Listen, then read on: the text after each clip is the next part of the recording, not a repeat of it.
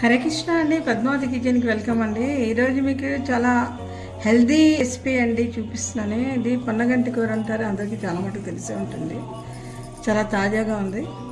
ఈ పొన్నగంటి ఆకు అంతా కూడా ఈ విధంగా ఏరుసుకొని శుభ్రంగా 2 సార్లు 3 సార్లు కడిగిస్తే కొంచెం ఉప్పు పసుపు వేసి కడిగితే ఏమైనా మనకు తెలియనివి ఉంటే తొక్కు తోలు అన్నీ కూడా పోతాయి.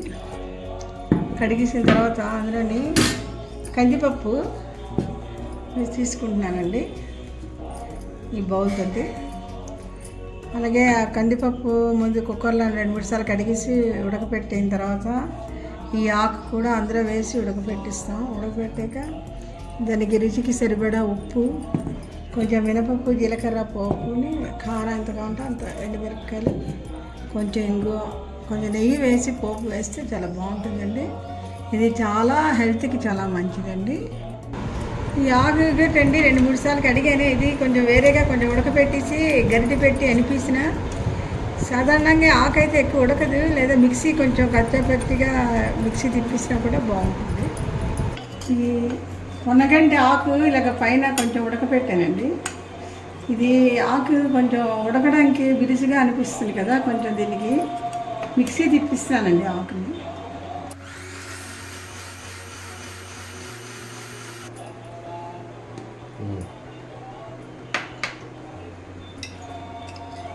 ఇదిగోండి నెయ్యి వేస్తున్నాను, కొంచెం వాసన బాగుంటుంది అనేసి. ఇంకా మినపప్పు, జీలకర్ర,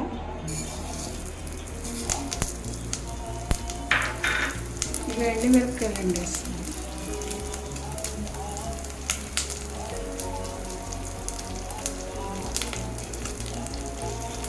కొంచెం ఇంగువండి,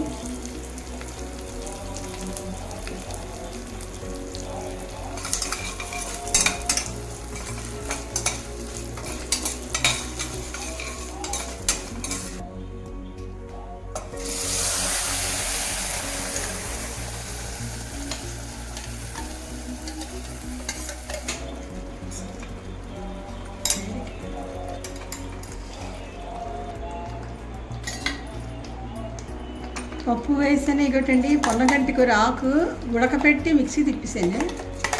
చూసారా, మెత్తగా నలిగిపోయింది, మరి ఎక్కడ ఆకు కట్టలేదు. అంటే ఇలా చేస్తే మనకి ఏంటంటే ప్లస్ పాయింట్, చిన్నపిల్లలకి కూడా పెట్టవచ్చు. ఒకవేళ ఆకు మనకి బిరుసుగా ఉందంటే పిల్లలైతే ఏరిమంటారు, వాళ్ళ పిల్లలు. దీని నిండా కూడా మనకి కావాల్సిన అన్ని పోషక పదార్థాలు ఉన్నాయండి.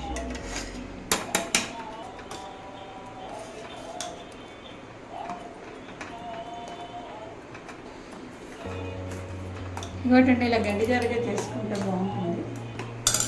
దీనికి సరిపడా ఉప్పు వేస్తాను చూడండి.